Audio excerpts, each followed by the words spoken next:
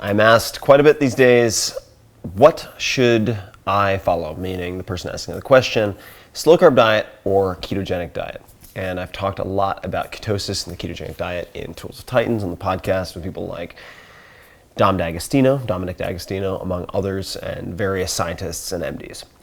Here's the answer. I think that for 90+% of the people out there, the slow-carb diet is the way to go. Slow-carb diet is still what I primarily follow. When should you use the ketogenic diet? I found the ketogenic diet most helpful when I was suffering from severe symptoms of Lyme disease, which was diagnosed on Long Island, where I had removed 6 embedded ticks. So it was not psychosomatic, it wasn't misdiagnosed. And that was the only thing after a round of course, proper antibiotic treatment. In this case, I think it was doxycycline, that helped to mitigate and remove largely the cognitive decline or effectively dementia that I felt, as well as joint pain. Ketones and the ketogenic diet in general have very strong anti-inflammatory effect, and for even some conditions like, say, Alzheimer's, there are people who believe, if you look at Alzheimer's as, say, type 3 diabetes or brain diabetes, as some people do, that when you offer ketones as an alternate fuel source to a brain that can no longer metabolize or utilize glucose properly, you can address many of the symptoms. So, ketogenic diet for me is when I have a medical condition or a problem I cannot seem to fix via other means.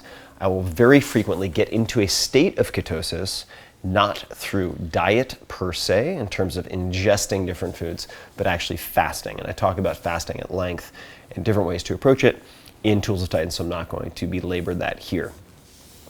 The problem with the ketogenic diet is that if you don't get it perfectly right, it is the worst possible diet you could follow. What do I mean by that? The goal of a ketogenic diet is to get into a state of ketosis. This means that your carbohydrate and protein consumption is low enough, effectively zero in the case of carbohydrates, and your fat intake is high enough. So we're talking about 75+% of your calories from fat, that your body switches into effectively a starvation mode, where it says we're not getting the carbohydrates and nutrients we need to produce glucose for the body, for the brain, and everything else.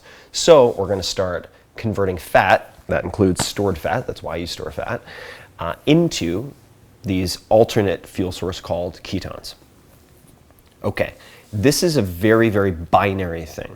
So you are either in ketosis or you are not. And we can measure it with, say, a finger prick device called the Precision Xtra, XTRA, by Abbott Labs.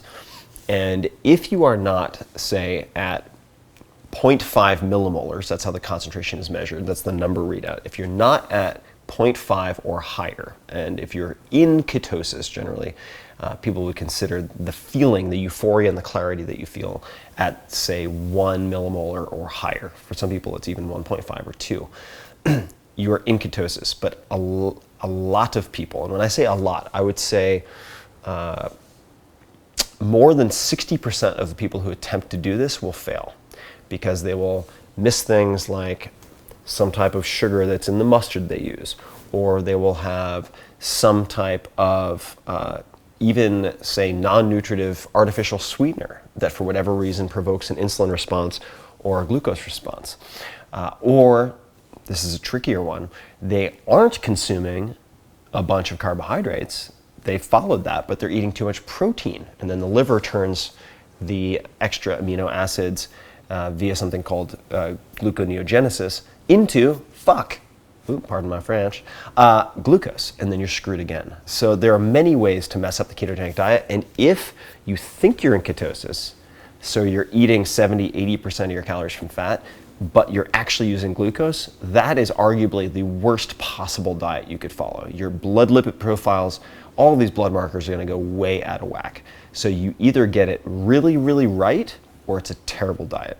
So for people who are very, very meticulous, very perhaps OCD like I am, and detail oriented, and can really suffer through the monotony of that diet, it's great. And in extreme cases, also, there are many people who think that it can benefit certain cancer treatments, whether it's chemo, radiation, etc., as an adjunct to supplement with, say, fasting and or the ketogenic diet, typically I recommend slow-carb diet, because slow-carb, I would say there is an 80%, based on tracking, say, now at this point, closely tracking more than 2,500 people and certainly observing tens of thousands of people following this diet, it probably has an 80% compliance rate, meaning over the first, the percentage of people who can stick with it for a month is certainly in the 70 to 80% range. Ketosis and the ketogenic diet, I would say the percentage of people who can stick with a real strict, by necessity, since it's binary, ketogenic diet is going to be less than 10%, okay? So less than 10% pass rate on doing the ketogenic diet for a month. I think that is very fair. It is really, really boring diet to do properly, unfortunately. Now, I get the benefits of ketosis in a number of other ways. Sometimes, on days like today, where I've consumed a very, very low carbohydrate small meal, I will have something like this. This is coffee with some exogenous ketones in it. Exogenous meaning outside the body. So you can think exoskeleton, exo, outside, exogenous, or endogenous, produced in the body. Exogenous ketones is a liquid that I pour in here. It's called Keto Force. There are different types, and it is beta hydroxybutyrate. It's the same thing that you measure in your blood with a finger prick when you are, say, testing to see if you're in ketosis or not. And that allows me to jack up my ketone levels. This, I think, can be misused also. More frequently, at least once a month, I'm doing, say, a 3-day fast. And you want to do this with medical supervision, folks. Don't be an amateur doctor. I'm not a doctor. Don't play one on the internet. But say from Thursday dinner to Sunday dinner. That's enough time to get into ketosis briefly, and I think there are other benefits to fasting that might be related, such as triggering autophagy and deactivating, or at least not activating, something called mTOR, which talked with at length on the podcast with a very world-class scientist who is shortlisted for the Nobel Prize, named David Sabatini, which you guys can listen to. So I think there are benefits that can be derived, incredible benefits, from intermittent ketosis that doesn't necessarily mean that you need to use a ketogenic diet.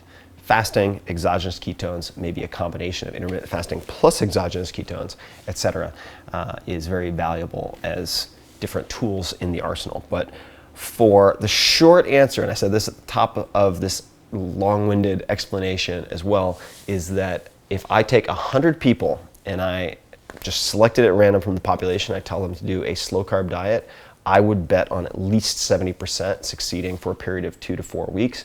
And in that period of time, people who have a fair amount of fat to lose, for instance, very common if it's, say, someone who weighs more than, let's call it 200 pounds and more than 15% body fat, that they could lose up to 20 pounds of fat. This is very, very common. It's not always the case, but very common. Then you take another 100 people, you put them on the ketogenic diet, and it's strict, and then they have to self-enforce. You're not making food for them. They have to figure it out. I would say you're going to be looking at maximum 20% who are going to make it a month. And in my experience, I've actually lost more body fat on the slow-carb diet than I have in ketosis, oddly enough, because you would think that you would be pouring from all your body fat stores. Fantastic. Well, I've done a 9-day fast, deep ketosis, right, which is already going to be highly muscle sparing, surprisingly, and lost very little fat. Why would that be? Well, because each pound of fat is something along the lines of 9,000 calories. So even if you're very, very lean, you're 5% body fat, you have plenty of fat to keep you alive for a week, 2-3 weeks. And it's a slow burn. So for whatever reason, and this could be microbiome related, I suspect it is, that when you're eating prebiotic foods on the slow-carb diet, like lentils, legumes, etc., and also getting the thermogenic effect of food from more protein intake, and it's a diet that's highly compatible with, say, power training and resistance training, different types, for whatever reason, I just see more fat loss on slow carb. So that is not why I use the ketogenic diet, is mainly as a means of improving cognitive performance and as a medical intervention. So there you have it, folks. Slow carb diet versus ketogenic diet. Hope that clarifies things. When in doubt, slow carb. That's it. If you enjoyed this video, I want to propose you check out the podcast, The Tim Ferriss Show. Why has it been #1 on iTunes across all categories? In some cases, #1 in business. Why does it have 70 million plus downloads? Because I interview world-class performers from athletics, business, that includes billionaires, from everything imaginable, entertainment, to tease out the routines, the habits, the tools that you can use. So check it out, The Tim Ferriss Show.